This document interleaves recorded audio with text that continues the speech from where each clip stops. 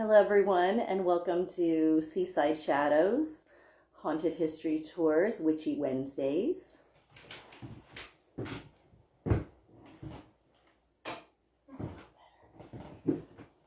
No cameraman tonight, so it's just me working out the shot. So tonight, this is Sunshiny Star, by the way, coming at you from beautiful Mystic, Connecticut.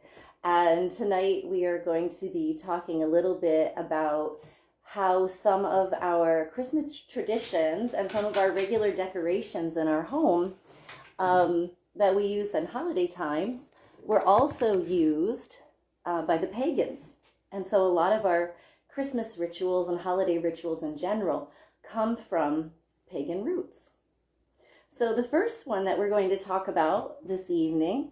Hi, Kelly. How are you? The first item I wanted to talk about this evening was the wreath. Now, the wreath is a beautiful circular symbol that, to the pagans, represented the circle of life, represented birth, death, and rebirth again, so reincarnation. It also represented the ever-turning wheel of the year, and as we go through the year, the wreaths change.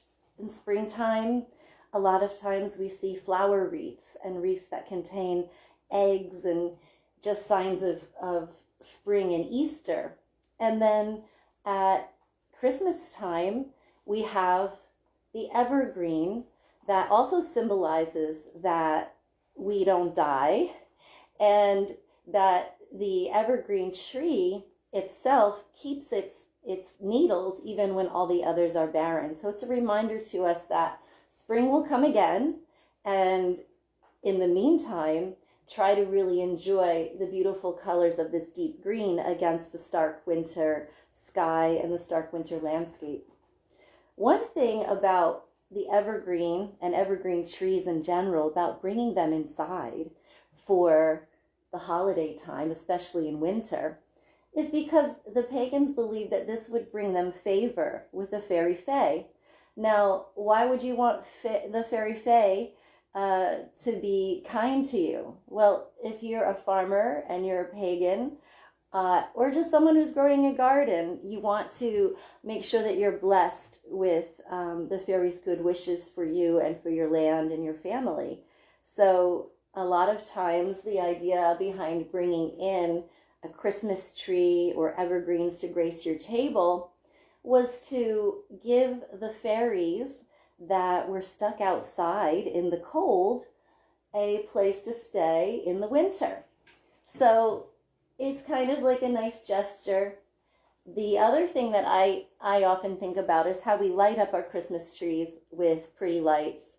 I feel like in pagan times, if I were to put up an evergreen tree in my tiny little witch's hut in the middle of the woods, that the lights in the tree would actually be the lights of the fairies. I think that's how that tradition began. The wreath also made its way then into the Roman Catholic tradition.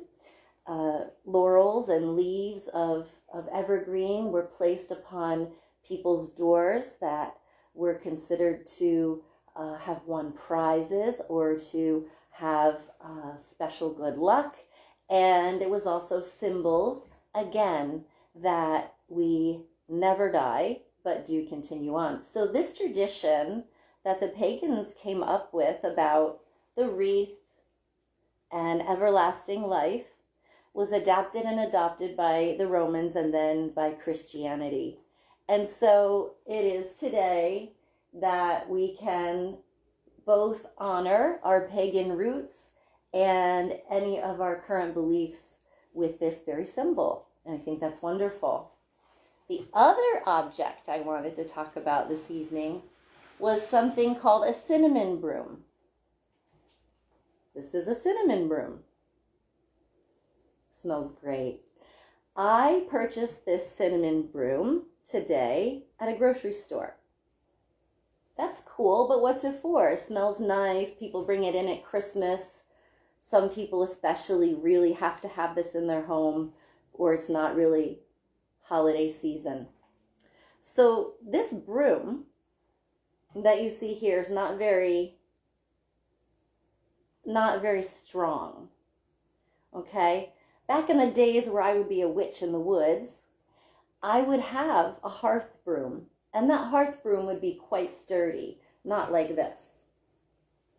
The hearth broom itself would be used to sweep away the cinders off of my hearth after a fire, or to clean out my doorway. But most of the time, these hearth brooms literally sat up against the fireplace and were just waiting to be used. You can see this one even has a little hook on the end of it to hang it. So this type of hearth broom was very common in almost everyone's home back in the day.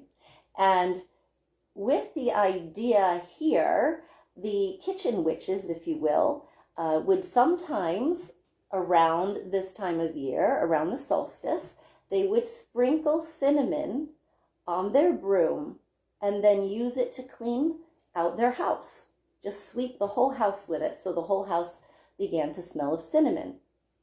Well, why cinnamon? Why not pepper? Why not salt? Salt is supposed to be cleansing, correct? So cinnamon has properties known since the ancient Egyptian times to be used for the purposes of cleansing, clearing, healing, and preserving. So when a kitchen witch would use this cinnamon broom of hers in her home on the solstice, it would be to clean out any negativity that might be stuck in there from the whole year of going through. The other thing is, it is protective against people that you don't really want to be in your home. People or things, entities, whatever, ghosts, renters who don't pay rent. And it's a preventative measure to take a cinnamon broom and to hang it over your door sideways. And this helps to prevent people that you wouldn't want to come in your home at all. So it's a preventative measure. And I'm going to tell you a little secret spell that I use sometimes, that I used to use when we used to have parties. There is a very simple magic spell that can be used combining the broom and cinnamon in the modern day world. If you have a guest at your house that's overstaying their welcome, they just aren't getting the hint that it's time to go home, you can take your kitchen broom and you can sprinkle some salt on the top, not salt, you can sprinkle some cinnamon on the top of it and leave it with the brush side up, leaning in the corner. And it has a tendency to make people feel uncomfortable and finally decide to leave.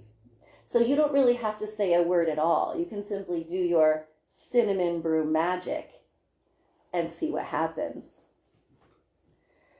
You can also use a cinnamon broom if you're having trouble with anybody that's in your neighborhood. You can use a cinnamon broom as a gift to someone that may be giving you trouble, especially at holiday time. It's a nice gesture to help them to clear out any negativity that's in their lives they might be harboring. Just a little trick there. So a lot of our Christmas traditions, holiday traditions, have roots with the pagans and the Picts and the early civilizations. These examples today that I've given you, simply just a broom, a hearth broom with cinnamon, and the most beautiful evergreen wreath, just simply itself. You may decorate it with pine cones and other maybe cinnamon pine cones to help bring in the new year that's upcoming with much less negativity in your life and a lot more protection. And reminding yourself that this circle of the year, the solstices, the equinoxes, and everything in between, they have a role to play in our lives, and they certainly did in the lives of the ancient peoples And today we can carry those traditions forward by remembering them and remembering the uses for these very common Christmas decorations. Happy holidays. I hope you enjoyed this segment, and I look forward to seeing you again very shortly on another one. I know that December 5th, God willing, we've got a very exciting Cemetery Saturday coming up. We also still have tour tickets available online. Check out seasideshadows.com and see if there's any tours you'd like to join us on. We are also creating a Ghosts of Christmas Past tour that Courtney and Andrew have been working very, very hard on, and I know it's not going to disappoint you. So book your tickets while you can, and stay healthy, stay well, and happy holidays, happy solstice, merry meet, merry greet, blessed be.